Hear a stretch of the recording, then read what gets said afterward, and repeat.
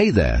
Have you ever noticed how every few years the world's biggest cities enter a literal Hunger Games-style competition just for the honor of spending billions of dollars?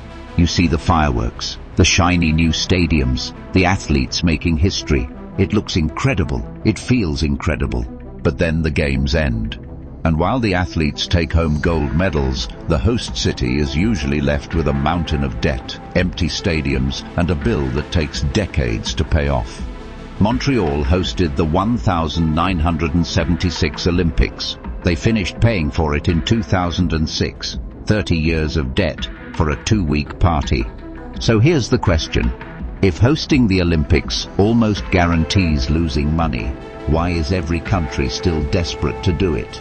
Let's find out. It all starts with the bidding process, which is essentially a rigged auction. In economics, there's a concept called a common value auction. Everyone bids on something whose true value nobody knows. The person who wins? Almost always the one who most overestimated its value. They paid more than it was worth. That's the winner's curse. Cities competing to host the Olympics fall into this trap every single time. They inflate promises, lowball projected costs, and overbid just to win. And here's the kicker. The IOC doesn't pay for the games. The host city does, entirely. The IOC collects billions in TV rights and sponsorship deals, then hands the bill to you. The case studies are brutal. Montreal 1976 racked up $1.5 billion in debt, paid off 30 years later.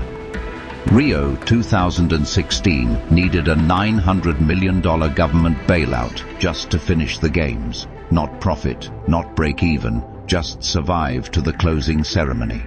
And Oxford researchers studying every Olympics since 1960 found that every single host city went over budget, with an average cost overrun of 172%. Not one exception, ever. Because infrastructure built on an Olympic deadline costs up to 10 times more than if it had been built normally. The urgency destroys efficiency. Wrong. This is the Olympic boost myth, and economists have largely debunked it. Yes, Olympic fans show up, but here's what they also do. They scare everyone else away.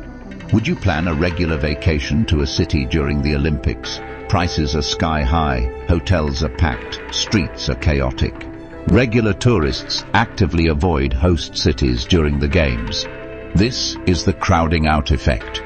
And the net result is often fewer total visitors than a normal year. Then there are white elephants.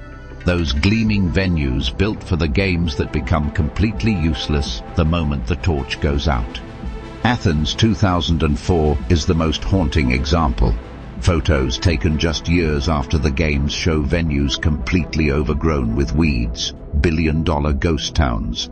And when cities argue, at least we built infrastructure we needed anyway, that's only half true.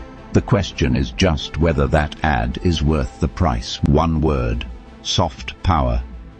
Hosting the Olympics sends a signal to the entire world simultaneously through billions of screens. We are here, we are stable, we are capable, we are open for business. For a nation trying to attract investment or reshape its global image, that signal is incredibly powerful. Tokyo 1964.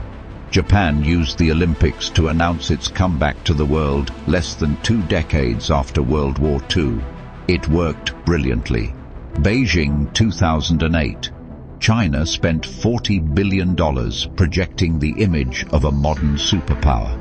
Many analysts consider it a calculated geopolitical investment, not a financial mistake. Barcelona 1992. The rare, genuine success story. Let us know what you think in the comments. And as always, thanks for watching. Construction companies win every time. Billions in rushed government contracts with minimal competitive bidding and extraordinary profit margins. The IOC wins, always. They collect the broadcast billions, pocket the sponsorship deals, and move on to the next city. They're a traveling circus that makes the host town clean up after the elephants. Politicians win, at least short term. Cutting the ribbon on a shiny new stadium is incredible optics. The debt, that's the next government's problem. And the people who actually live there. Low-income communities are often displaced to build luxury Olympic villages that later become high-end real estate, priced completely out of their reach. The Olympics can literally make housing inequality worse. Hosting the Olympics is like throwing the world's most expensive party when you're already in debt. You do it for the prestige, not the profit. And as costs keep rising, fewer cities are willing to play the game. The real question is, will the Olympics eventually run out of hosts, or will the soft power lure always be too hard to resist?